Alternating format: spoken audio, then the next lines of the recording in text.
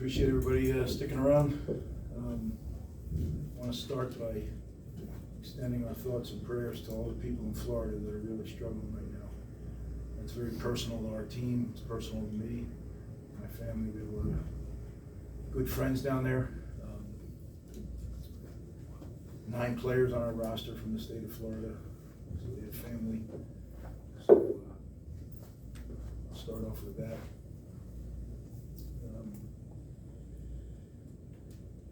Tough game. Ohio State's got a good ball club. We didn't do enough things right to be at the end in the game. And that was our hopes, that we could get it to the fourth quarter and have it still be a game. We'd have a chance. So we didn't accomplish our goal, but I'm very proud of our players. They prepared very hard. They played very hard. Just not our time yet. The word "yet" is the operative word there, though. Just not our time yet. So with that, I'll open it up with questions. Rick, what happened at the end with you and Ryan Day? It's not Ryan Day and I think it's 2 coaches that protect their players. You know, my player was in a sea of Ohio State players, and it was closing fast, and I wanted to make sure of 2 things. Number one, I wanted to stop our team from coming across the field. That's how things get very ugly. I wanted to make sure that our player got out of there safely. Both very competitive guys. I got the utmost respect for Ryan. We're good friends. We're good. There's no problem there between us. Did you have to say anything to him at the end? The exchange looked like it was longer than normal as you walked off the field. Yeah, we're good friends. You know, we both weren't going to let that get in the way. It was in the heat of the moment, competitive. We're both protecting our players. That's what good coaches do. Where you started Noah, he didn't take any snaps after the second quarter.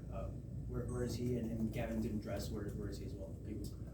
Well, we were going to work Noah back in. Noah's not ready to do the full gamut right now. He's coming back from his injury, but we were going to give him a chance to start the game.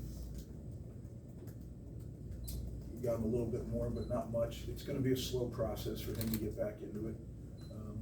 We'll see how practice goes this week. Gavin obviously wasn't dressed, so he couldn't play tonight.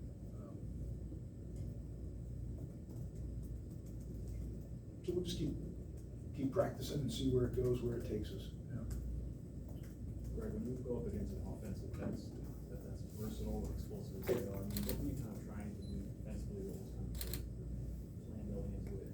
What do you feel like executed as well?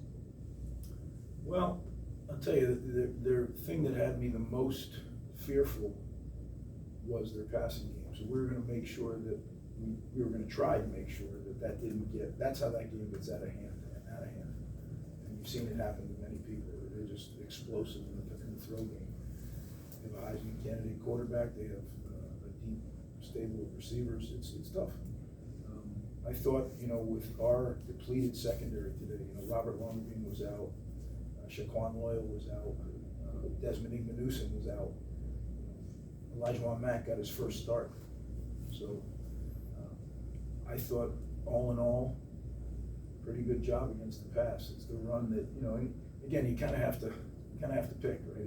If you're gonna dedicate resources to stop one, you try to cover up the other. But they're the 3rd-ranked team in the country for a reason. So I thought they played their guts out. We're just not yet. We're not ready yet. We will be. It'll be a day. Walker, is that a concern? It's a long-term injury, or is it just? We're gonna have to wait and see. Yeah, we're gonna have to wait and see. Coach, you talked about your concern being Ohio State's pass game. You were relatively, compared to a lot of other opponents this season, successful at containing C.J. Stroud. So what did you do schematically, and especially given the injuries and situation you had in the defensive backfield? Well, I think we got to him a little bit. When you watch getting ready for him, it literally looked like 7-on-7 sometimes. No one was touching him. So it's different playing quarterback when you're not touched. I thought the rush got to him at times it didn't. That's a very good offensive line. Then I think some guys did, some good things in coverage. Got some penalties that, everyone's going to argue their side of it, but overall, I think the kids competed well, you know, the big run, really, that's a dagger for us right there. Any further questions? You had the 7-0 lead for the onside kick. Go through that decision and just having the lead itself. Yeah, you know, we thought we could get something there, you know, maybe we didn't quite do it exactly the way we had worked on it, but it was gonna take a lot. We didn't come here to get close, we didn't come here to, you know, we came here to win, and that's something you have to learn to do, especially against a team of this quality. You gotta get good enough to do that. But we came here with that was our mission, and we weren't quite good enough to do that, but we were gonna, you know, we weren't gonna hold back. To me, it was an opportunity that we didn't take advantage of, but nonetheless, it was an opportunity. Time for 2 more. Greg, generally speaking, in a conference game, what's your view of how it should be handled when one team has a big lead at the end on another when it is a conference foe? I think I know where you're going with that. I think it's our job to stop them. That's our job. And I don't think that was called. You know, I think they kind of just got ran because scheme. Sometimes you have things that are automatics and then they happen.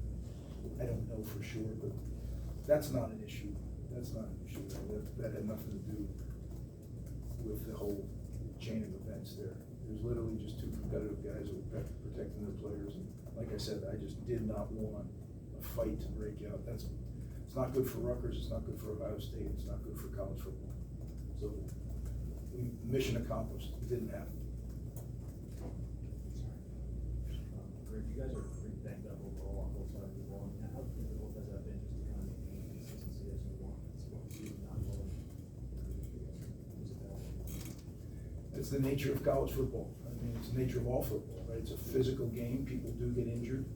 That's why you have to recruit, have depth, you develop your players. That's just part of the deal.